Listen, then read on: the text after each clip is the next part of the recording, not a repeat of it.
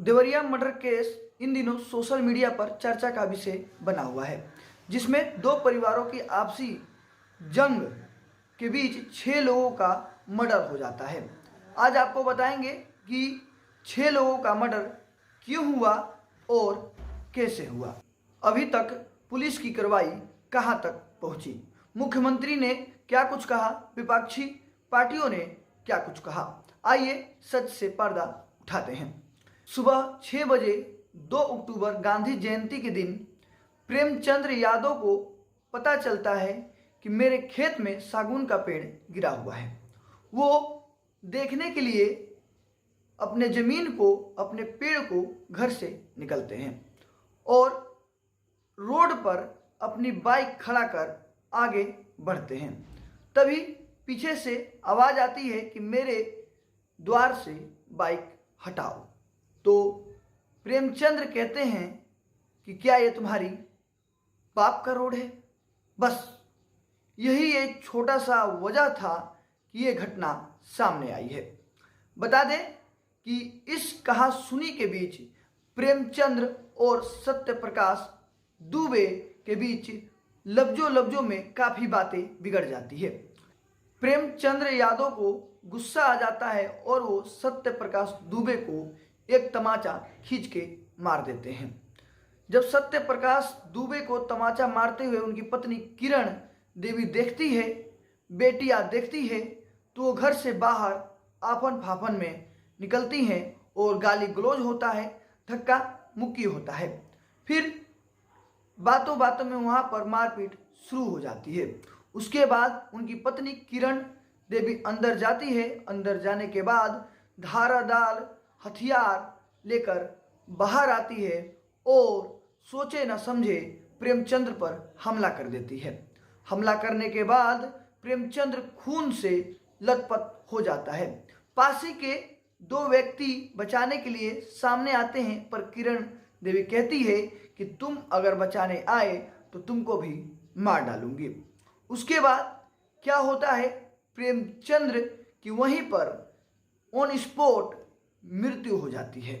लहड़ा टोला में सत्यप्रकाश दुबे के द्वार पर यह घटना होती है। जो प्रेमचंद्र यादव अभयपुर टोला के रहने वाले थे, वहां से लोगों को पता चलता है अभयपुर टोला में कि पूर्व जिला पंचायत सदस्य की मृत्यु हो गई है। तो वहां से आफन फाफन में 20-25 लोग धारेदार हथियार, लाठी डंडा और बंदूकें लेकर लहड़ा टोला पहुंचते हैं जयप्रकाश दुबे के घर। और पहुंचते समय सारे लोग, पूरा का पूरा टोला, ये अपना खिड़की और दरवाजे बंद कर लेता है और झांक झांक कर तमाशा देखता है। जब 20-25 लोग सामने आते हैं तो सामने जयप्रकाश नारायण और उनकी पत्नी किरण देवी, उनके 2 बेटी और 2 बेटे सामने नजर आते हैं। और जिसको जैसे मिला वो वैसे उन पर हमला कर देता है। और बहुत देर तक, 20-25 मिनट तक हमला करते गए। और उस दौरान जब पता चला कि ये लोग अब नहीं रहे, उनको विश्वास हो गया कि ये लोग मर गए हैं, तो वहाँ से प्रेमचंद्र की लाश उठाकर वो अपने अभय टोला चले गए। उनका मानना था कि तुमने हमारा 1 मारा, हमने तुम्हारे 6 मारे। उसके बाद कंट्रोल रूम में 2 घंटे बाद पुलिस को पता चलता है कि एक साथ फतेहपुर गांव में 6 मर्डर हो चुका है।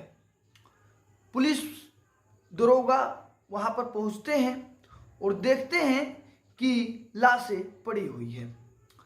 पता चलते चलते एसएसपी, डीएम, डीआईजी को पता चलता है और वहां पर भारी संख्या में पुलिस बल आ जाते हैं। 5 लोगों की मृत्यु हो चुकी थी। उसमें से एक लड़का अनमोल था, उसकी सांसें चल रही थी। पुलिस कर्मियों द्वारा, डीएम के द्वारा उस लड़के को देवरिया हॉस्पिटल में भेजा जाता है और अभी वो खतरे से बाहर है, परंतु उस समय वो जिंदगी और मौत से जूझ रहा था। और यूपी के मुख्यमंत्री योगी आदित्यनाथ घटना स्थल पर जाने से पहले वो उस लड़का जिसका सांस चल रहा था, अनमोल दुबे, जिसकी उम्र महज 8 वर्ष थी, उससे मिलने गोरखपुर हॉस्पिटल पहुंच जाते हैं और वहां पर वो जानकारियां लेते हैं। जब मुख्यमंत्री का आदेश होता है तो भारी संख्या में फतेहपुर गांव में बड़ी संख्या में पुलिस बल भेजा जाता है। वहां पर डीआईजी, एसएसपी, डीएम, तमाम बड़े अधिकारी मौजूद थे। जब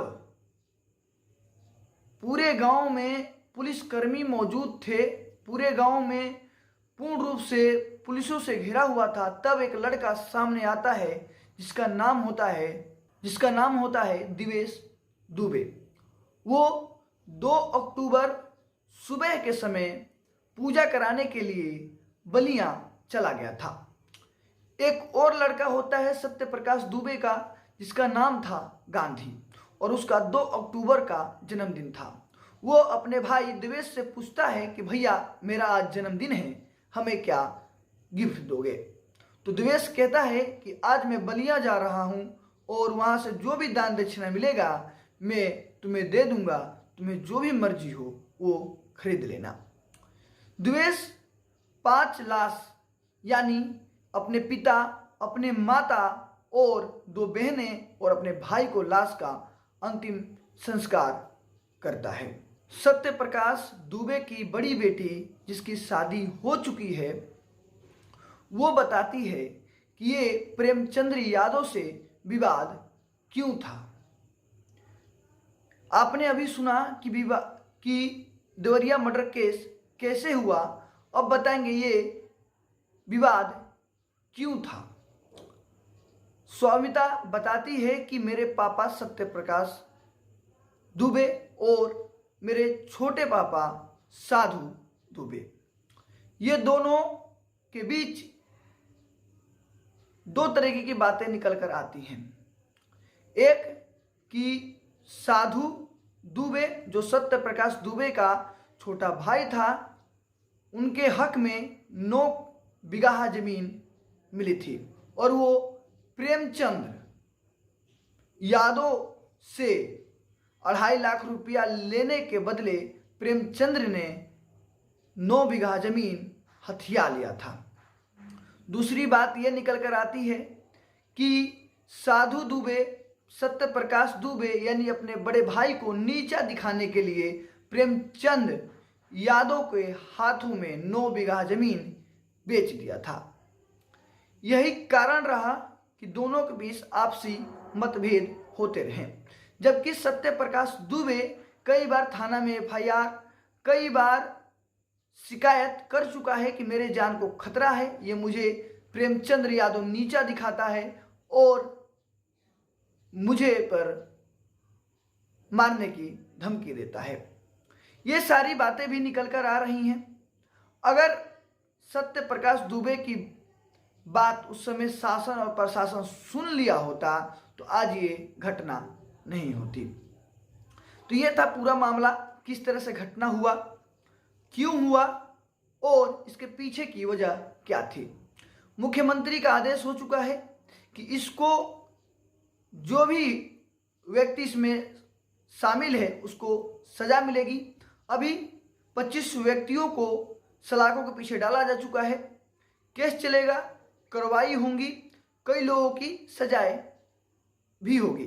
परंतु कई बार ऐसा भी देखा गया है कि नरसंहार में वह व्यक्ति छूट जाते हैं जो पूर्ण रूप से इसके मास्टरमाइंड होते हैं, संलिंग होते हैं, और वैसे व्यक्ति को सजा मिल जाती है जो उसमें इन्वॉल्व नहीं होते हैं।